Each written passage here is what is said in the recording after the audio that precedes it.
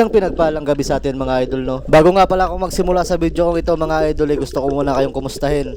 Kumusta ba kayo mga idol? Sana lahat kayo nasa mabuting kalagayan katulad ko. At dahil nga maganda at malinaw ng tubig dagat mga idol, nakasisid na naman tayo nung nakaraang gabi. Kung hindi ako nagkakamali mga idol, nasa 6 na buwan o 7 buwan yata tayo hindi nakasisid. Gawa nga mga idol nung nakarang taon napakadali namang tumaob ng dagat. Tapos napakadalang na talaga natin makasisid mga idol no. Gawa nga na syempre busy din tayo sa pang-araw-araw nating pangkabuhayan. Talaga nga naman mga idol no, pag nasanay ka na sa mga gantong gawain sa paninisid ng dagat tuwing gabi, talaga namang mamimiss mo siya. At syempre nga mga idol, dahil nga hindi pa crab season ngayon o hindi pa ngayon yung season ng mga lambay, medyo kukunti pa lang talaga yung nakuha natin. Pero okay na okay pa din mga idol no, at least hindi tayo na zero at meron pa din tayong panghapunan. At dito nga napunto mga idol no, pagsisid ko nakakita na naman ako ng isang lambay na nakalublob o nakalibing siya mga idol sa ilalim ng buhangin. Pag mga ganyan pagkakataon pala mga idol, normal lang sa kanila yan. Parang yan yung nagsisilbing defense mechanism nila mga idol sa predator na pwedeng kumain sa kanila o kumuha. At kung napapansin nyo pala mga idol no, halos hindi pa tayo nakakuha ng tabugok ngayon o baby octopus. Although pagsisid ko mga idol meron naman ako nakita, pero napakalit pa talaga mga idol, kaya hindi ko muna sa kinuha. At dito nga napunto mga idol no, pagsisid ko nakakita ko ng isang lambay hapon. So bali dito sa area pala namin mga idol kung di ako nagkakamali, meron ditong 5 klase na crabs na iba't iba.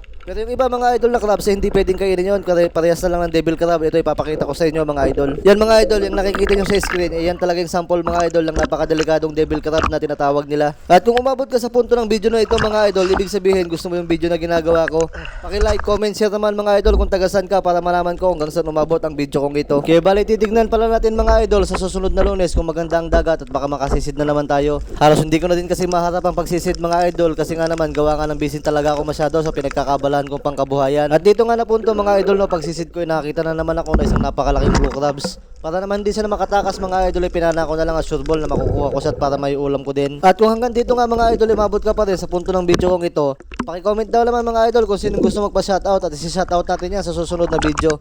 Alam ko mga idol hindi pa tayo sikat, pero hindi din naman tayo ganun kasuplado mga idol para hindi mamansin sa mga comment nyo na gusto nyo ipa-shoutout. Mamimigay din pala ako ng free crabs mga idol sa mga solid supporters ko dyan na laging nagko-comment, laging nagsishare at nagla-like ng mga video ko. Kung gusto nyo nga ng libreng crabs mga idol, hindi naman siya ganun kadamihan, pero okay na din mga idol, makakalibre na din kayo ng pang-ulam. Kaya ano pang ginagawa nyo mga idol, like, share, comment lang at sa susunod at kung sino yung mapilian ko, siya yung bibigyan ko ng free crabs. At dito nga napunto mga idol, no, pagkita ko nakakita na naman sana ako ng isang blue crabs, pero sayang mga idol, nagkamali ako sa pagdampot sa kanya at nakawala pa talaga siya. Napakasayang naman nun, medyo okay na din yung size nun. Kaya bali yung time na pala yan mga idol, nag-solo dive lang ako, nag-dive lang ako mag-isa mga idol kasi nga gawa nga ng mga kasama kong sumisisid ngayon, busy na din sa kanya-kanyang mga trabaho nila. Siyempre naman mga idol, tulad nga ng sabi ko kanina, itong pagsisid ginagawa lang namin libangan. Hindi din naman namin to pwedeng seryosohin mga idol kasi nga naman tamang pang-ulam lang at wala naman kaming binibenta. Pero minsan mga idol, pag madami akong kuha, minsan yung iba binibenta ko din sa mga kakilala ko.